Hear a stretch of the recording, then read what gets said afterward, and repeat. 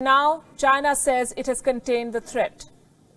So it's closing down borders and opening up businesses. Fewer cases are being reported. Factories are up and running again. Businesses will take time to revive, but they have made a start. Companies are being encouraged to make coronavirus supplies. They're making equipment other countries might need to fight the outbreak. Gloves, masks, personal protection equipment, even ventilators. So first, China put the world in ICU, and now it is selling them ventilators. Is China profiting from this outbreak? Business and the government now stands to gain in China. And if this sounds too sinister a plot, look at this.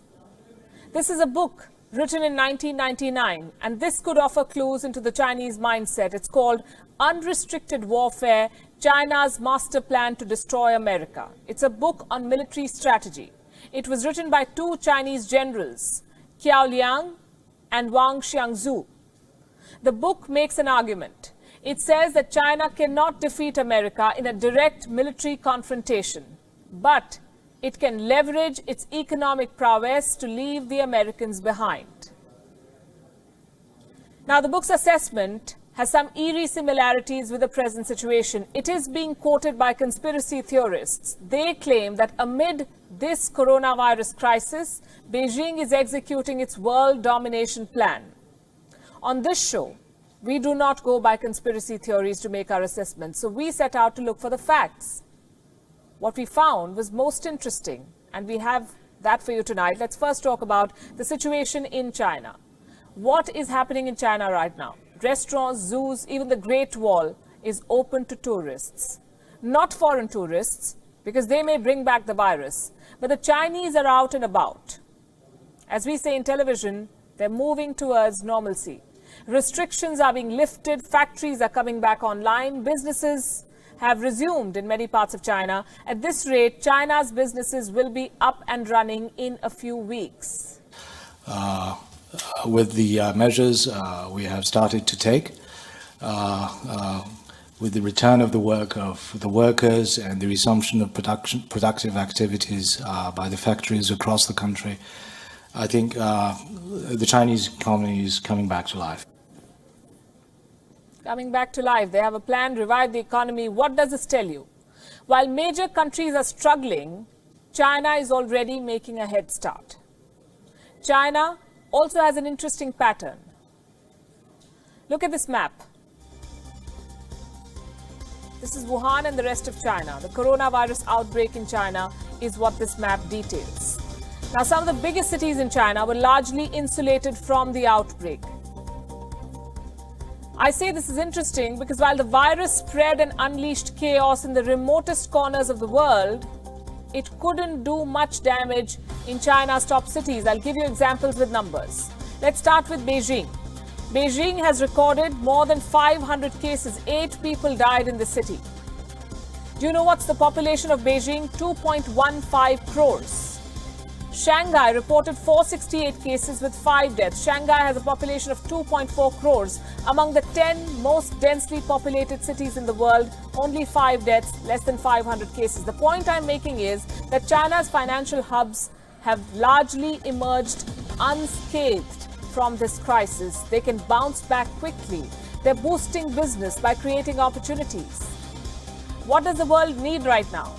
Personal protection equipment, masks, they're in short supply. Guess who's filling the gap? Chinese companies already at work to supply to the world.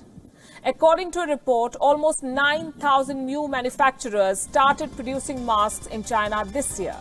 They began business in the first 2 months of 2020. China's daily mask production has crossed 116 million now. Many companies have overseas orders. They're selling outside China. One of the biggest companies is Dawn Polymer. This is a Chinese company. It supplies the fabrics used to make masks. Dawn Polymer has a 40% market share in China. And the value of its shares, the company's shares, has shot up by, listen to this, 417% since January. 417% in 3 months. The holdings of the company's founders now stand at a whopping $1.9 billion. The coronavirus crisis has only meant good news for their business. Here's another example of China creating opportunities from the crisis.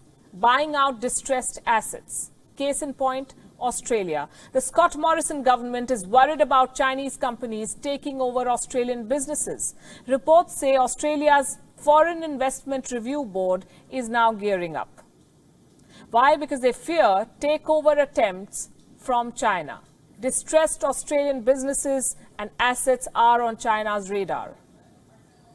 It's not just Chinese companies that stand to gain. Foreign companies based in China are also back in action. BMW's factories resumed operations in February itself, last month. Fiat Chrysler has also restarted production. Foxconn has resumed work in its mainland China factories. Foxconn manufactures for leading tech giants like Apple and HP. Tesla's factory in China is back online too, reportedly with help from local authorities. Members of the Chinese government allegedly helped Tesla secure key supplies. The Chinese government is going the extra mile to make sure businesses resume operations. In Shanghai, most foreign businesses are back in action.